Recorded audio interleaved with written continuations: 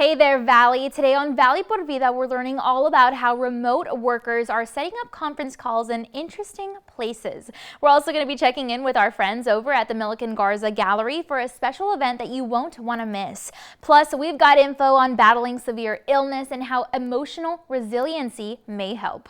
There's so much going on, so don't go anywhere. Valley por Vida starts right now.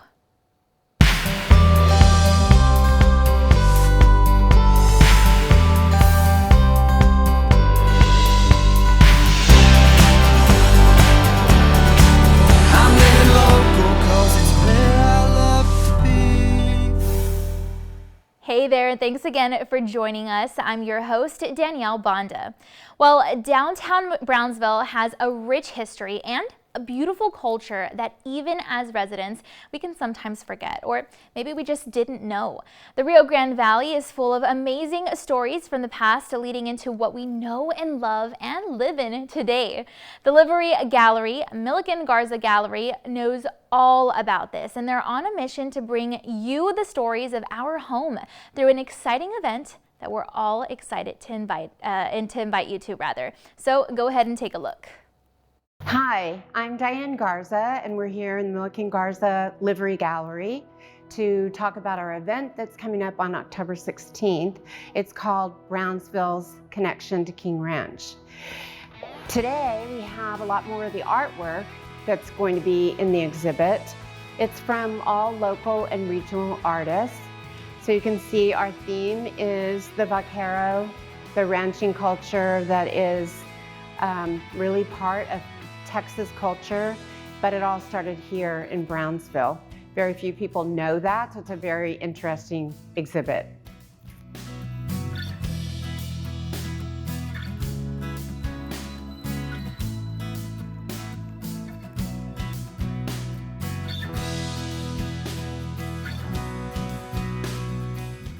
Okay, so this is just a great event for our entire community to come out and celebrate historic downtown Brownsville. There's so many people working to revitalize downtown. We are the second most architecturally historic city in the state, and we're trying really hard to accentuate that and bring back our downtown. So this function is really for everybody in Brownsville. It'll be a big block party out on the street on East Adams, across the street from the old fire station, held in this historic livery building. It was built in 1900. There'll be lots of food and live music and just celebrating everything that's good about Brownsville, and a lot of fun for the community.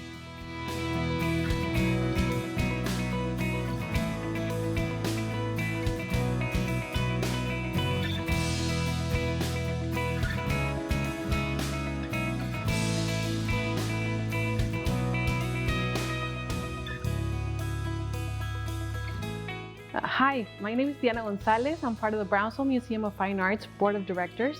And today we want to welcome all the community to come to the gallery and visit this great exhibit that Diane Garza was kind enough to invite us to collaborate and be part of this great exhibit. And just to let you know what kind of art we'll be having, it is beautiful. It was donated for this exhibit in particular, and it's showcasing the vaqueros. So you guys will definitely enjoy this exhibit. It promotes our historic downtown. So please take a moment and visit the gallery.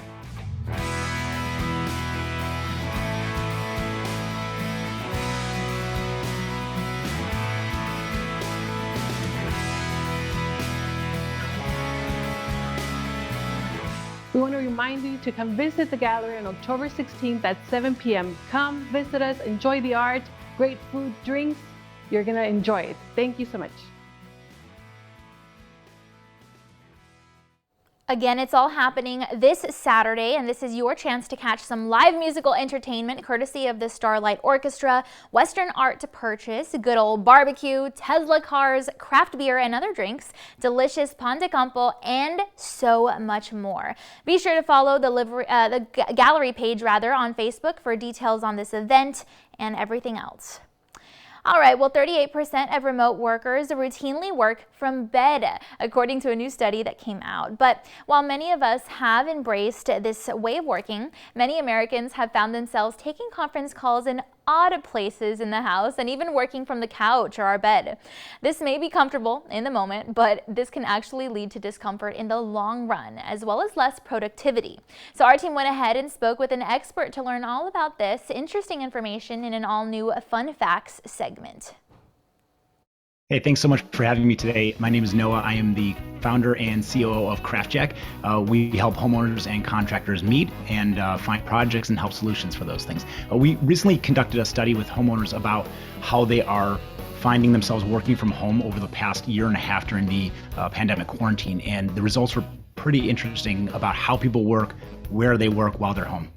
We're constantly reaching out to homeowners to find out what their needs are and how they are really using their house, what they're looking to improve within their house. And obviously the last year and a half where most people were spending most of their time in their house, things are going to change. Needs are going to be more obvious, and things that they were pushing off for a while, they're going to get to.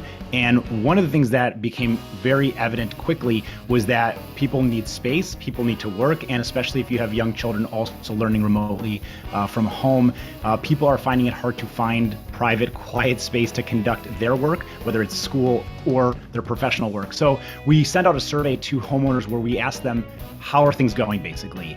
And how are you working? How are you finding improvements? What improvements are you looking to make within your home? And if not, how are you improvising? The results were really interesting. And what we found was that 71% of homeowners who responded to our survey were improvising. They were just sort of figuring it out, and kind of like how the quarantine began, we all thought it might have been a few days or weeks. And so therefore, I'm going to set up shop in my kitchen, I'm going to set up shop in my dining room, or even just on my couch, and we'll get through the next couple of weeks. Well, weeks turned into months, which has snowballed well past that. And at some point, if you want to work efficiently and you want to be more comfortable and productive, it's best to have a dedicated space. So 71% of people working remotely from home are still improvising more than a year and a half into this quarantine.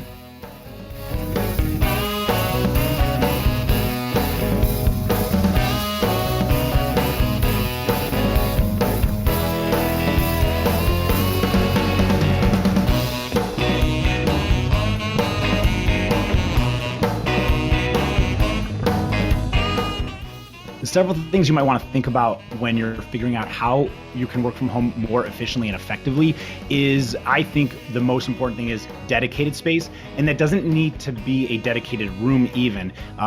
We don't all have a space that we can just dedicate for work. And that's okay as long as you have a physical space, a little boundary that creates those boundaries separating your personal life from your professional life. A lot of us don't have the commute where we can decompress, where we can leave our work behind, where we can transition back into our home life and that state of mind. And one way to do that, you can manufacture that in your head and in your physical space in a home by saying just this section of my table, or you can get a coffee table, put it up on risers. You can get a desk for pretty inexpensive. A folding table works very well, as long as it is a dedicated space. And what that says is, I'm gonna give the respect to my professional life, the work that I'm doing, and the colleagues that I'm working with, but I'm also gonna do the same when I'm home with my significant other, with my children, with my roommates. And that way there is not a lot of overlap, and you can mitigate some of that frustration where you never clock out, mentally or otherwise.